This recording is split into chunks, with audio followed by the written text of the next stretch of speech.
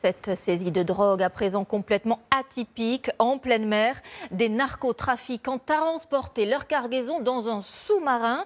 Et quand ils ont été repérés, ils ont essayé de le couler, de le noyer. Les douaniers leur ont donc porté secours avant de les arrêter.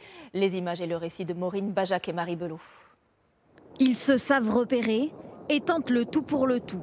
Sur un semi-submersible de 20 mètres de long, 4 narcotrafiquants ouvrent les vannes et coulent leur cargaison. Ils tentent de s'échapper, mais sont interpellés par les douaniers. 4 hommes, tous colombiens. Une opération longuement préparée et filmée par la police. L'embarcation serait partie d'Amérique latine avant d'être interceptée à 500 km de Cadix. Une route de la drogue pour inonder le marché européen. Des sous-marins discrets, mais pas indétectables.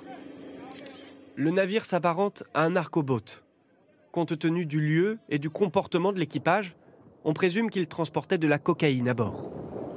Le sous-marin a sombré dans les profondeurs. L'urgence désormais, empêcher que son contenu ne tombe entre de mauvaises mains.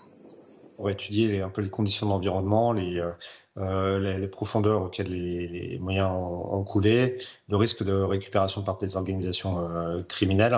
Et en fonction de tous ces paramètres, on dira l'intérêt, la possibilité de récupérer la cargaison qu'il y avait. Toutes les embarcations sont surveillées depuis ce centre ultra secret au Portugal que nous avions filmé en avril dernier.